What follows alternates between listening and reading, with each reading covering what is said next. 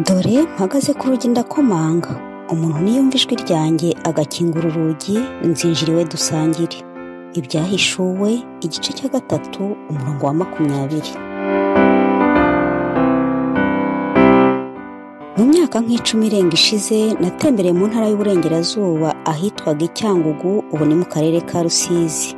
Nuko ubwo urugendo rwari rurimbanije, tugeze aho twinjira mu ishyamba, umushoferi mu ndirimbo nziza nyinshi yari yaduteganyirije, haza imwe mu ndirimbo ngiye kubaganirizaho uyu munsi.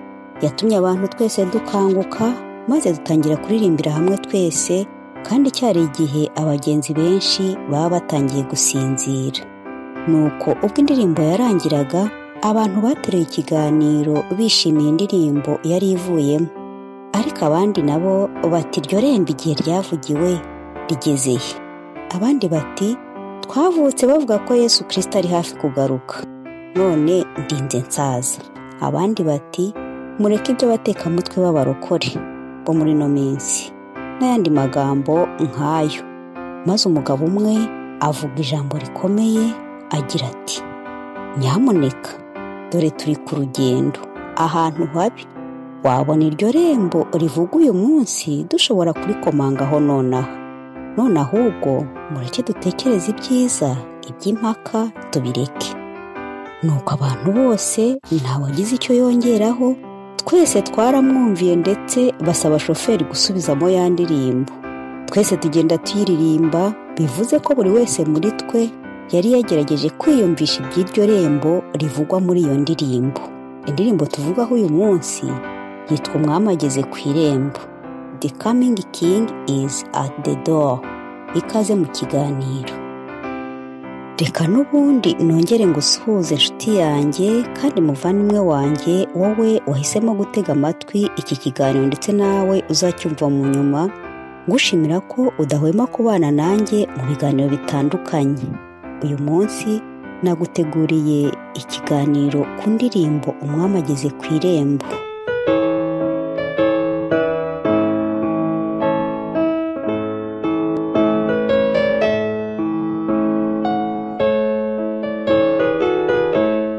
Sabato cyangwa se kuwa gatandatu itariki ya 27 ukwezi kwa mbere umwaka wa 2024, nibwo abanyarwanda hafi ya twese twumvisha inkuru y'incamugongo yatumenyeshaga inkuru y'akababaro ko umusaza abanyarwanda b'ingeri zose biyumvagamo, wabarizwaga mu itorero ry'Abadiventiste umunsi wa 7 Ezira Mpyisi, atagihumeka umwuka w'abazima ku myaka ye 102. Abenshi n'ibyadutunguye bitewe n'imyaka twabonaga agize, ariko uretse n'ibyo nawe ubwe yakundaga kwivugira ko akwiriye gutaha.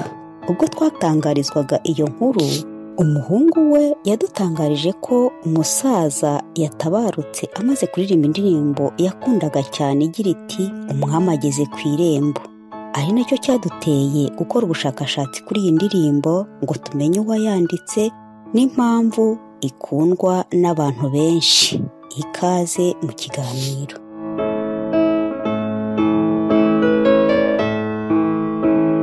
Twifashishije verisiyo y'igitabo gikoreshwa n'itorero ry'Abadiventiste umunsi wa 7, reka ngusomere amagambo agize iyo ndirimbo kugira ngo tujyane mu kiganiro nawe uyumva neza.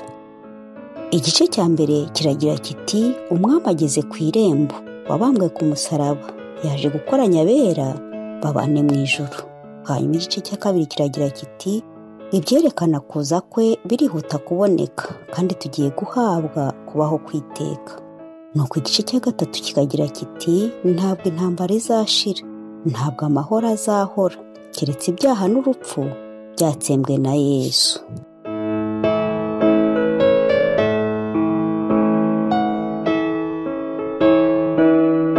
Nuko igice cya 4 ari nacyo cya nyuma kikagira kiti maze mu isi yagizwe nshya niho tuzabaho iteka, kudapfa kwakuye gupfa, dushize agahinda.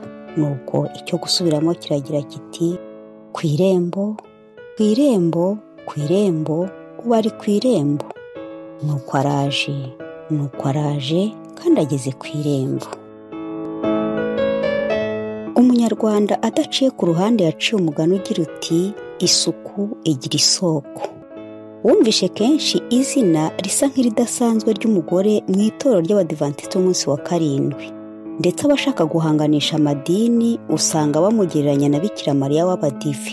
Uwo nta wundi ni Madame Ellen G. White. Ushobora guhita wibaza impamvu umuzanye muri iyi nkuru, ariko nta byinshi muvugaho kuko waramwumvishe kenshi ko ari umuhanuzi, intumwa y'Imana, ndetse uretse n'ibyo ushobora kuba warumvishe ibitabo bitagira ingano yanditse kandi byifashishwa n'ingeri zitandukanye. Uyu rero ni nyina wabo cyangwa se tante ndetse shangazi wa Bwana Franklin Edison Baden, nyir'ukutwandikira indirimbo Umwami ageze ku irembo. Indirimbo igizwe n'ibice 4 nk'uko tumaze kubisoma haruguru n'inyikirizo. Ni indirimbo kandi ya 272 mu gitabo gikoreshwa n'Abaporotesitanti, ikaba indirimbo ya 2 mu gitabo cy'Ikinyarwanda gikoreshwa n'itorero ry'Abadivantisiti b'umunsi wa karindwi, ndetse ikaba n'indirimbo 119 mu gitabo cy'Icyongereza gikoreshwa n'iryo torero. Mu gitabo kuririmba usobanukiwe mu rurimi rw'Icyongereza uzasangamo izina rikomeye Franklin Edison Baden, wanahawe akazina k'umuririmbyi mwiza wa Israel, Sweet Singer of Israel.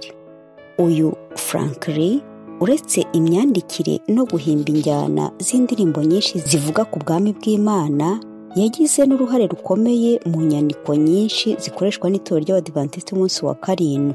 Uyu mugabo yarazwiho kandi ubushobozi bwo guhimba injyana no gucuranga indirimbo mu gihe inyigisho zabaga zitambuka.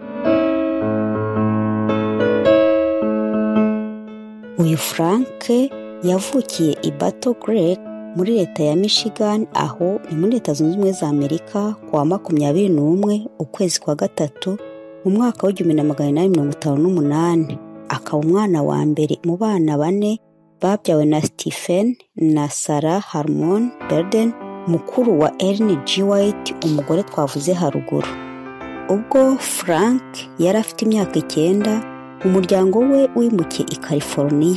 Aha niho yatangiye kwandikira indirimbo.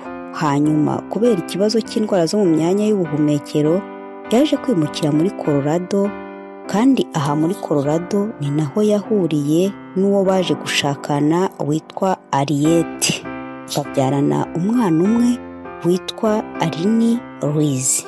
Nyuma ku myaka 30 baje gusubira i Battle Creek mu ntangiriro yo mu mwaka wa 1880, aho ndetse yagize uruhare rukomeye mu gukomeza kwandika no gusohora ibitabo byakoreshwaga cyangwa se bikoreshwa n'itorero ry'Abadivantisiti b'umunsi wa karindwi. Tubona kandi umugabo witwa Edwin Barnes, umucuranzi w'umuhanga, nawe wimukiye i Battle Creek muri iyo myaka avuye mu Bwongereza, maze afatanya na Frank ndetse baba abanditsi ba muzika ndetse n'abaterankunga mu ndirimbo z'Abadivantisiti b'umunsi wa karindwi. Bandika igitabo cyifashishwaga mu itorero icyo gihe cyitwa Hymns and Tunes, cyasohotse mu mwaka wa 1886, cyari kigizwe n'indirimbo 100.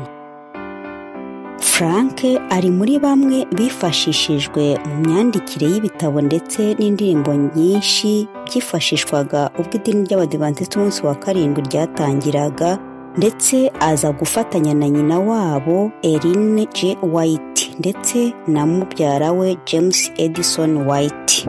Frank yaje gupfa kuwa 2 Ukuboza mu mwaka wa 1945 afite imyaka 87.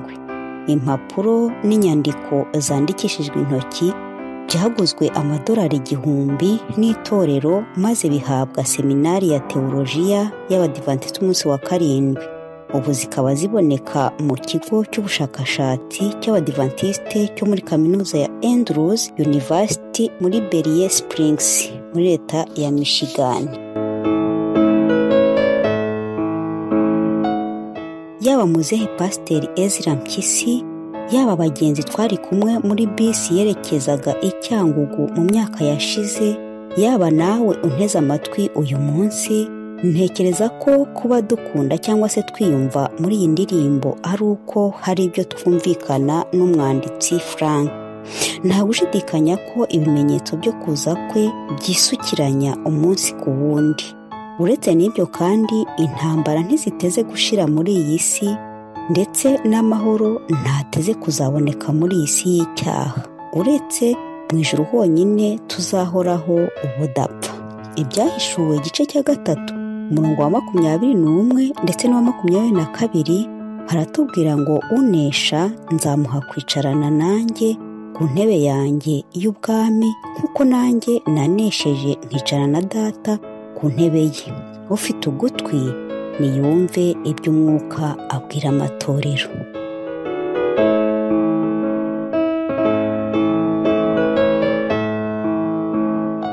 Nshoje iki kiganiro ngushimira kuba wanteze amatwi, ariko kandi mpicyubahiro bwana Pastor Ezra Mpyisi we watumye ntegura ikiganiro kuri iyi ndirimbo. Gira amahoro.